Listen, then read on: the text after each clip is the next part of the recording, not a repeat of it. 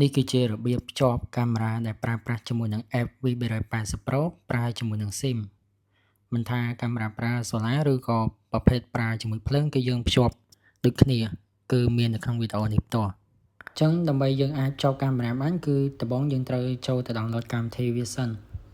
ចំពោះ iOS យើងអាចចូលទៅ App Store សម្រាប់ Android យើងអាចចូល Play Store មកតមកយើងរកពាក្យ V380 Pro យើងអាច search រកមកនេះគឺវា load នៅខាងលើនេះតែម្ដងតទៅពីឃើញប៉ុណ្ណឹងគឺយើងចុច download វាមកចឹងយើងអាចចាំវាមកស្ទុះតើតើវា download បានរួចរាល់យើងចាប់តាមបង្កើត account វាម្ដងយើងបាន download រួចយើងចូលទៅក្នុង app V380 Pro បន្ទាប់ពីចូលវាចេញមកនេះយើងអូសតាមវារហូតមកហើយចុច get start កន្លែងនេះយើង take វាមួយមកចាំយើងចុចបន្តកន្លែងនេះ read and agree កន្លែងនេះវាទាមទារយើងបើក location និង Bluetooth ដើម្បីភ្ជាប់កាមេរ៉ាអញ្ចឹងយើង allow តាមវាទាំងអស់មក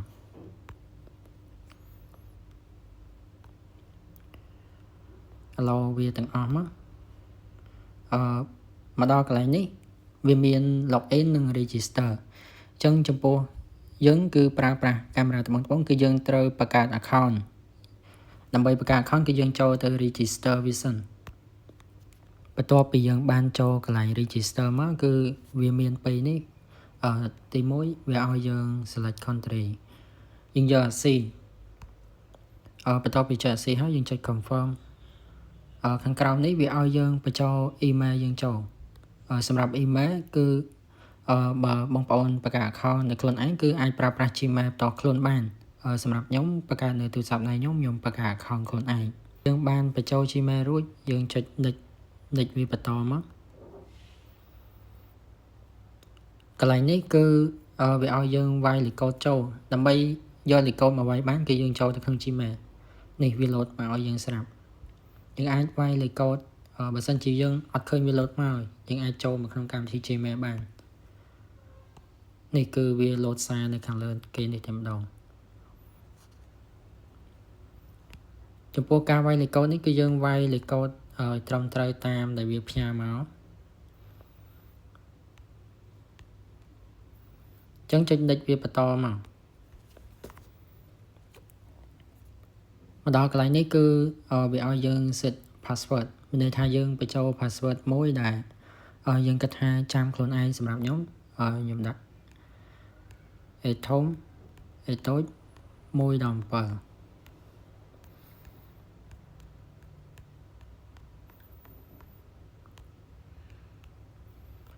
កន្លែងនេះកន្លែងពីរហ្នឹងគឺយើងវាយដូចគ្នាអញ្ចឹងបន្ទាប់ពីយើងបញ្ចូល password ហើយយើងចុច confirm វាតមក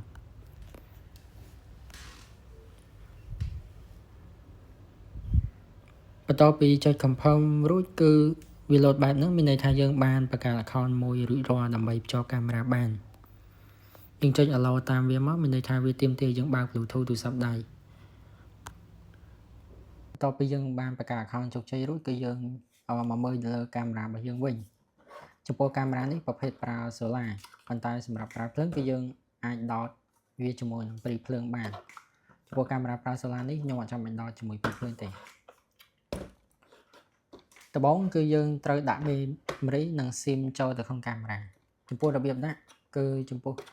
មិនថាកាមេរ៉ា solar ឬក៏ SIM ទេវាមានស្ទះមួយសម្រាប់ដាក់ memory និង SIM នេះគឺវាមានស្ទះបែបនេះសម្រាប់ block ទី1នេះគឺសម្រាប់ដាក់ memory និង block មួយទៀតគឺសម្រាប់ដាក់ SIM ចំពោះរបៀបដាក់ memory ចូលគឺmemory គឺវាបែបនេះយើងដាក់អាប្រទេសដែលមានពណ៌មាសហ្នឹងបែរទៅ board កាមេរ៉ា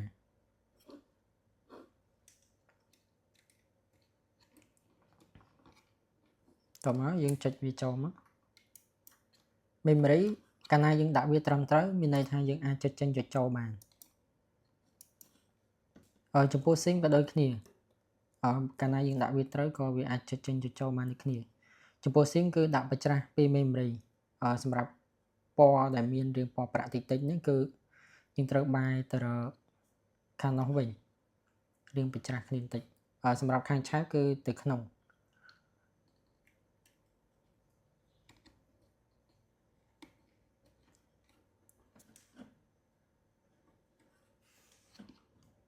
បន្ទាប់ពីយើងបានដាក់ SIM និង memory ចូលរួច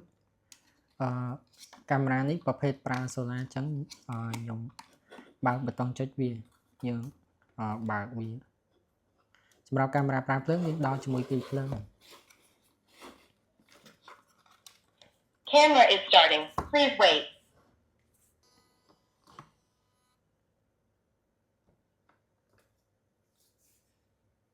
បន្ទាប់ពីកាមេរ៉ាបានដំណើរការរួចហើយយើងចាប់ផ្ដើមយកទូរស័ព្ទរបស់យើង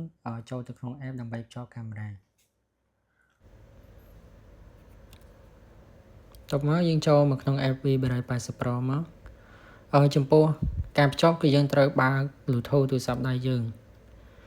Bluetooth ត្រូវតែបើកបើអត់បើកគឺយើងភ្ជាប់បានទេមកដល់កន្លែងនេះយើងចុចសញ្ញាបូកមួយមក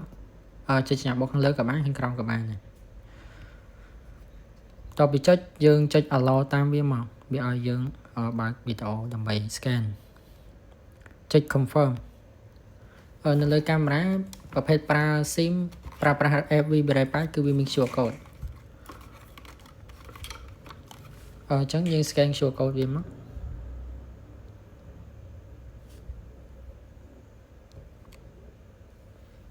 បន្ទាប់ពីយើង scan រួចគឺវាចេញបែបហ្នឹងបន្តគឺយើងចុច add camera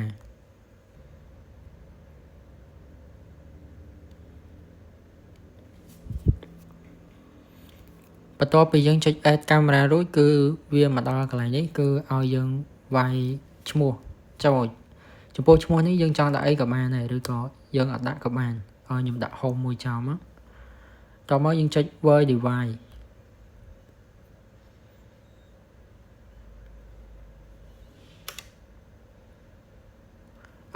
តែប៉ុណ្្នឹងគឺយើងអាចប្រើប្រាស់នឹងមើលកាមេរ៉ាបានហើយនេះប្រភេទកាមេរ៉ាដែលបានភ្ជាប់មិញអញ្ចឹងគឺយើងអាចមើលបានហើយប៉ុណ្្នឹង